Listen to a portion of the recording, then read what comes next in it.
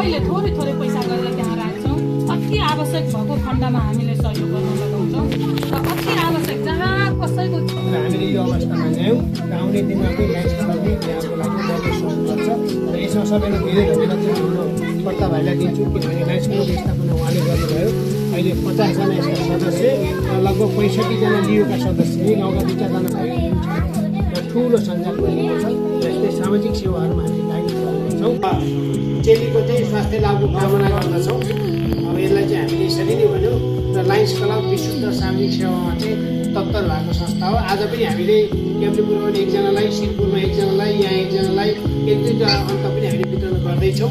यो एकदम सामाजिकमूलक संस्था भएकोले गर्दाखेरि यसरी सहयोग गर्न पाउनु चाहिँ हाम्रो लागि एउटा भाग्यकै कुरा ठान्दछौँ। सँगसँगै हामीले विभिन्न सेक्टर स्वास्थ्यको क्षेत्रमा होस्, शिक्षाको क्षेत्रमा होस्, जनचेतनाको क्षेत्रमा होस्, सरसफाइको क्षेत्रमा होस्, सबैतिर सहयोग गर्दै गएका छौँ र आज यहाँ पनि हामीले सहयोग गर्ने मौका पायौँ। यसको लागि लायन्स क्लब र यहाँ आबद्ध हाम्रो लायन्स क्लबको अध्यक्ष परिमला सिंह, त्यसपछि गएर लायन्स क्लबका विभिन्न साथीहरू, हाम्रा वडा नम्बर 7 का वडा अध्यक्ष लगायत सबैलाई हृदयदेखि नै अध्यक्षको नाते धन्यवाद दिन चाहन्छु। र हाम्रो रामु सर पनि निरन्तर 5 वर्षदेखि यही लायन्स क्लबको सदस्य भएर लागि पर्नु भएको छ र उहाँको योगदान पनि धेरै छ। अघि साथमा उहाँ पनि जानुभएको थियो र अहिले यहाँ पनि आइपुग्नुभयो। यसरी नै सहयोगी हातहरू आउने दिनमा गर्दै जान पाऊँ। हस्त सबैलाई धन्यवाद, नमस्कार।